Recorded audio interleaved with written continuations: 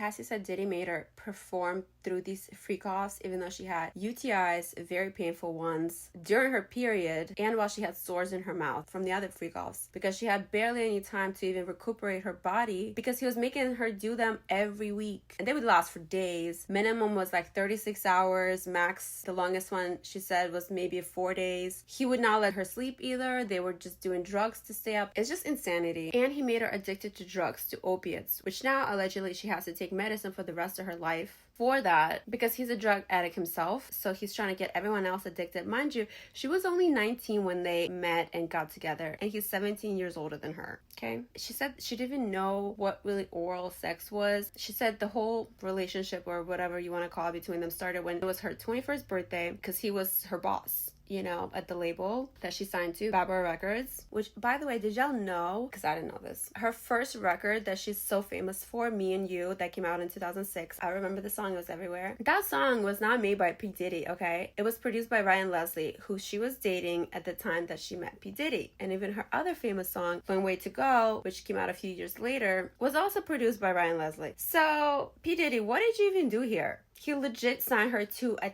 10-album deal, and then he made sure none of her albums came out, okay? She said she recorded hundreds of songs over the years, and they never came out. Diddy would just give her busy work, like stuff to do at the studio, record or whatever, that never led anywhere, just to keep her busy while he was traveling or doing whatever he wanted, because he wanted to keep tabs on what she was doing, where she was going, what was going on, because him and guys like that, they get off on control, on controlling everyone around them, especially these girls, wives, baby mamas, whatever you want to call them. He wouldn't even want them dating anybody. Remember Kid Cudi's car blew up? Remember that? And notice how none of his baby mamas, his exes, the one I told you about in my other video, none of them are remarried or were. Kim Porter, rest in peace. So notice, none of them got remarried or were in relationships with anybody after Diddy, because he doesn't want you to be in one, because he loves control. Doesn't matter if it's women, men, whatever. If you've studied DV, just any basic psychology, even the Stockholm syndrome, where somebody's kept prisoner and then they end up loving their captor. It's a very complex subject. There are many, many layers to it. It's not just black and white where it's like yes or no.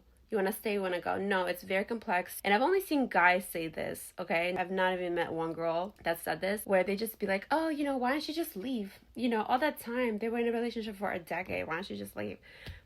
Look, first of all, you're a man, so you're not scared of somebody beating your ass, okay? She was scared of him because he's crazy. He even beat up dudes, okay? Second of all, she wanted to appease him because she loved him so much, and she just wanted to be, like, good enough. You know, that's what you're trying to do all the time in these sort of relationships. You just keep trying to